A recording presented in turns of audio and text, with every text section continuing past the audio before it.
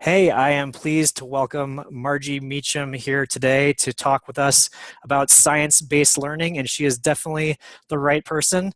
She is known as the Brain Lady, and she is the Chief Freedom Officer and founder of Learning to Go, and also, to embarrass you, I didn't tell you I was going to show your book right here, the author of Brain Matters. So welcome, and thanks for having this conversation with us here today about science-based learning.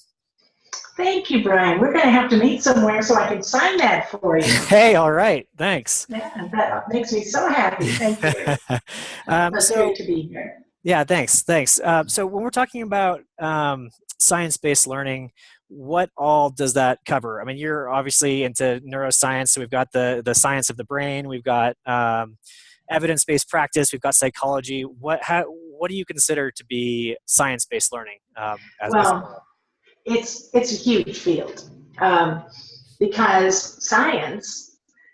Let's just start with what is science. We all are science workers, whether we realize it or not. If you're a learning professional, you're dealing in science because you're working with how the mind works, you're working with psychology, you're working even with quantum physics. When we get into neuroscience, we have to understand how the brain works down at the molecular level and the subatomic level because it's transmitting electricity. That's how it works.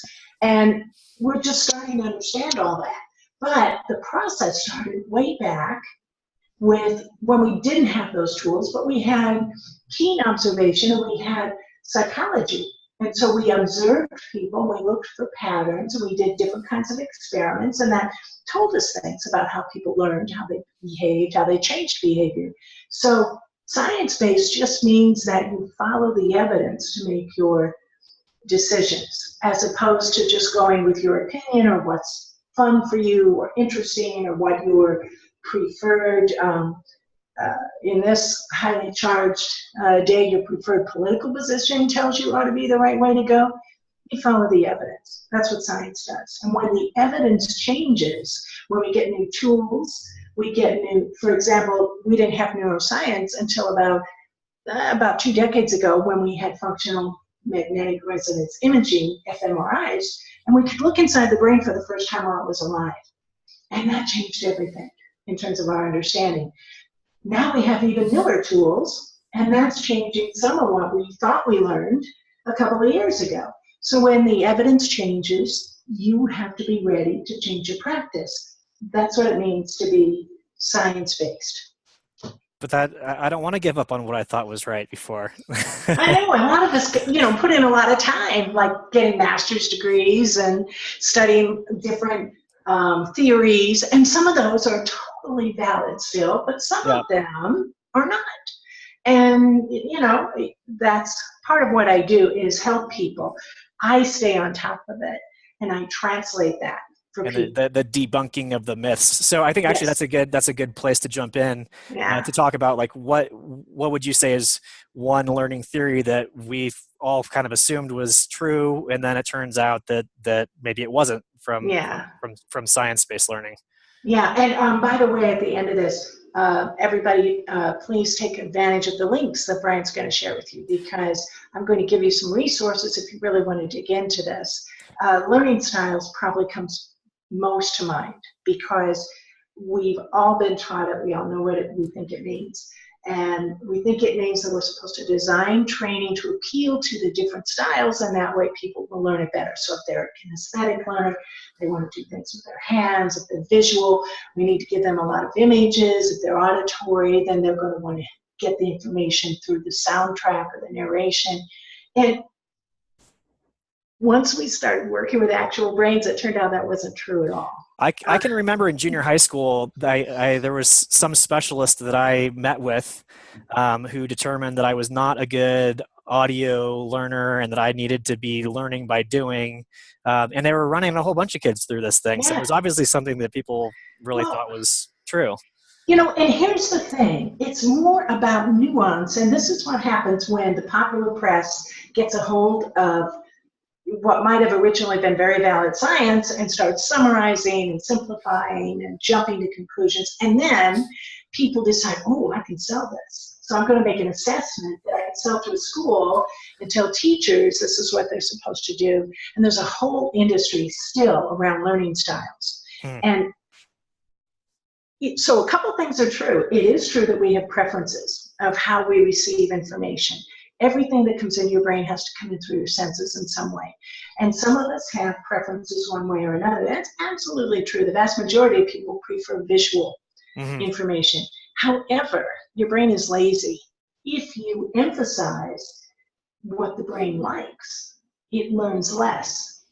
So finding out what someone's preference is, actually, and then trying to focus on that is not a good learning strategy. So it's true that we have learning preferences, but what you really want to do is you want to open as many different pathways to the same information as possible. That means you want to use them all with everybody. And so that's what's wrong with it. It's not that the original research didn't tell people what to do with it. It just said, hey, people have these preferences. And somehow someone jumped on that, and someone else, and someone else. And it's how it's being used. The scientific research was actually valid, but it's this practice that's not valid. Does that make sense? Yeah, totally. So my junior high school counselor was making a lot of money off of this. Well, probably spending money, probably buying an assessment from somebody. Yeah, it's interesting. Yeah.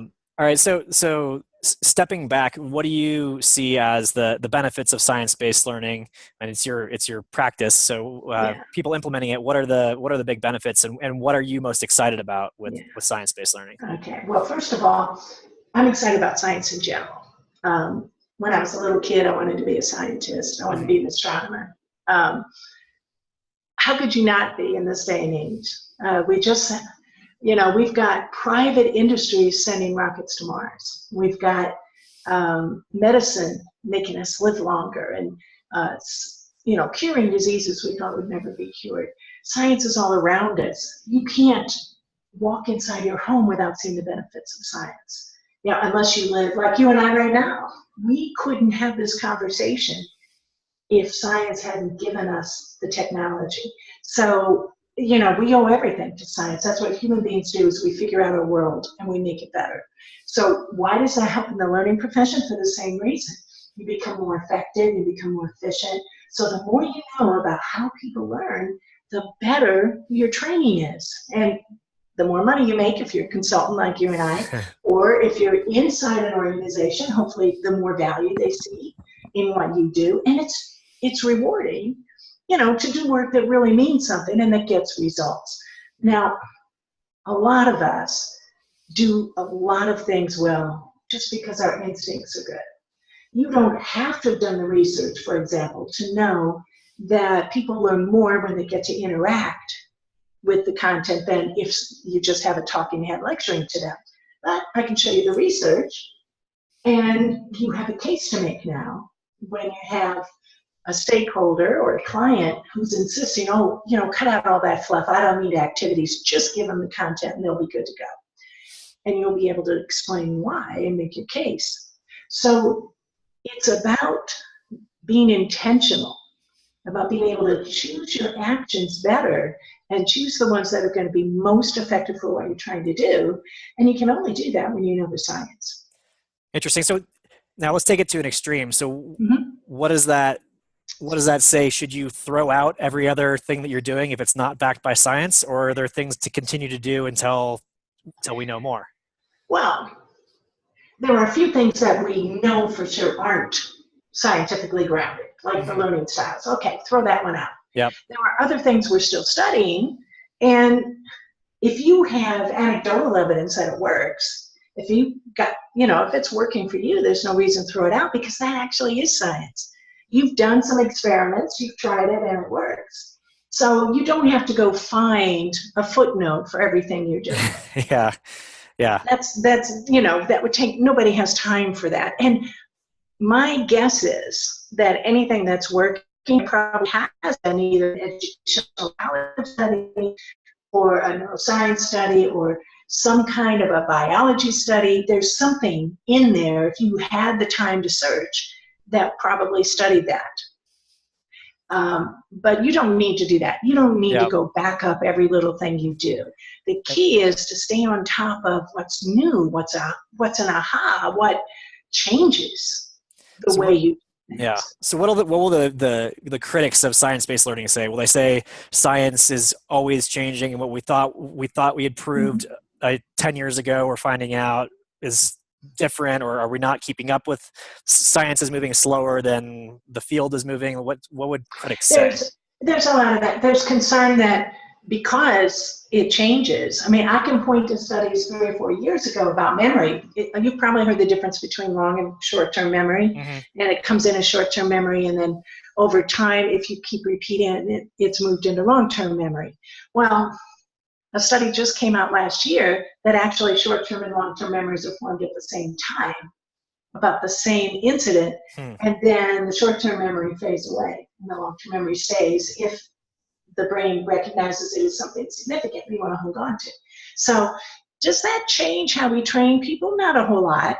It changes a little bit about how we understand how people remember things. Mm. But that's one example of, where science actually changed. It's just like if you're trying to eat healthy, have you noticed that sometimes what you were told isn't healthy? A few years later, oh, now that's a good thing to do. Yeah, So yeah, that kind of the thing. fad diets. It's the same thing with raising Yeah, kids. Raising yeah, kids, it's like there's this cycle of this is what you should do, and then right. now you shouldn't do it, and now you should do it Yeah, every yeah, 3 years. yeah. And raising a kid is coming from that same body of science that Mm. we're learning to teach people from. So yeah, that's going to happen. That's what science is. That doesn't change the fact that that we shouldn't follow it. The reason it changes is because we get new information and we refine. I like to look at it as refining, not completely throwing it away. So if you really want to continue to refine and get better at what you do, then you don't just say, oh, okay, this is what I learned in my bachelor's degree or my master's program 10 years ago, and now I'm good. Mm. You know, that's just not the way it works in any profession. Doctors don't do it. My tax preparer goes to school every year. Yeah. So, why should a learning professional think, oh, I don't like this stuff because it changes. So no, Yeah. that's not, so that's not a valid one. A very valid concern now is there's so much hype out there right now about science-based learning, particularly using the term neuroscience when it might not even be neuroscience. It might be educational psychology. Hmm.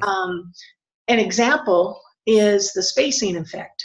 Somebody might say, oh, that's a great example of neuroscience. Well, actually, the guy who discovered it, Ebbinghaus, was back in the late 1800s. He was an educational psychologist.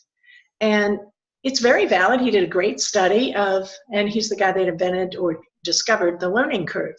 His name is often dropped off it. It should be called the Ebbinghaus forgetting curve. Mm. And we just call it the forgetting curve now. He didn't get any credit, but he's the guy. Well, it's ironic So, that we forgot to include that, I guess. I know. Well, it's on one of my links, so you'll be able to read up. And he was an amazing educator, and he really studied how people learn. And he didn't have the tools we have today, Hmm. but he used what he had, and most of it is still valid as a result. So it's not anyone who could possibly. I can't imagine saying that it's a bad thing to apply science. Yeah. Well, You know what? The root of science is knowledge. So do we really not want to use knowledge to teach people the right way? No. So it's about judgment. It's about cutting through the hype. And that's part of what I work really hard to help people do. cool. Now, in terms of it being realistic, does somebody need to go get a PhD, go back to school for years to be implementing what we're learning from science, or is it something that they can be picking up and incorporating into their training programs? What's Yeah. can they get buy-in from their bosses? Like, can the typical e-learning professional implement some of the stuff in their jobs? Sure, absolutely. And in fact, you don't necessarily even have to label it, oh, we're going to go apply neuroscience. We're going to apply best practices. We're going to do what works. And every boss should want that. If they're a little bit uncomfortable with any of those technical terms, just don't use the technical terms. Explain why they work. There's a couple of real simple concepts. that you can and should be applying right now. The first one Great. is neuroplasticity. And what that means is that we've discovered by watching adult brains, it used to be, and this was what if you were formally trained with a degree in education at the bachelor's or master's level, and it was more than 5 years ago, you were probably taught that the adult brain is pretty well fixed by around 2021. It's not true. It continues to change until the day you die. You and I are physically different inside our heads than we were when this conversation started, because your brain is constantly rewiring. The cells are connecting and reconnecting as your circumstances, as those influences coming in from those senses change. And so what that means is that people are far more capable of change than we give them credit. And this connects to the growth mindset is, in fact, a discovery made by a neuroscientist. So when people say there's been no practical application coming out of neuroscience, there's a big one right there, which, we could spend another whole session just on that. But the concept that you can change, and that knowing you can change makes you change better, because you actually can direct your brain to change, to learn. So is the practical outcome of that is that you can teach an old dog new tricks. So Yes. so don't give up on somebody Don't give up. who's experienced in something that they can still. That's right. And don't let them give up is probably even Yeah. more important, is telling them once people, and this is a concept called learning to learn, once people know how their brain works, even if they don't consciously choose it, it works better. So you start a classroom and there's a very senior person in there, and I say, well, I'm an old dog. You can't teach me new tricks. And just take 5 minutes and actually, I can, and here's why I can. Here's what your brain is doing. And it's going to do it whether you choose to work with me or not. You're going to come out a little different. And then they hear that, their subconscious starts working with that, and they are more open to change, even if they don't want to be. So plasticity is a very big concept. I could give you a couple more, or we can go. No, because I think that one's a good for a specific use case, like where you run into a problem or a person who's giving an excuse, like I can't learn this, I can't do whatever. But yeah, I'd love to hear more. I'm looking for anything that somebody can implement quickly is awesome. Yeah. Well, here's another one, and this is a very key concept, and it comes from another of the sciences. It comes from the science of evolution. And that is understanding how your brain developed and how human beings developed, because everything that your brain does evolved for only one purpose, and that is to keep you alive. And that's what it's still doing. It's doing that at the unconscious levels, keeping your heart beating, it's regulating your temperature, it's your blood flowing through your body, and all those things, keeping you breathing. It's also doing it subconsciously by scanning your environment for danger. So you are constantly, you're not aware of it normally unless you have heightened awareness, like, if suddenly someone burst in that door behind you and threatened you in some way, you would suddenly be very aware that your primary focus was not on this recording, it was about saving your life. Well, now you're making me nervous. Yeah, I know. Now you see what happened. Yeah. So now your brain's like, well, what is back there? Is there danger back there? And we're doing this all the time. And so as instructors, as e-learning designers, as instructional designers, we have to be aware we never have 100% of the learner's attention. They are continually having to leave us to scan and check, is it still safe? Okay, and now I'm back. And so if you only tell somebody something once, they may miss it. That's one reason why all these other studies show that people start forgetting things and don't remember everything that you've covered in class. That's why you need to repeat, because you increase your odds of hitting them when they are paying attention. And you've probably heard the study about that we have a shorter attention span than a goldfish. And that'll be one of the links I give you. That's a fascinating study. It's done every few years.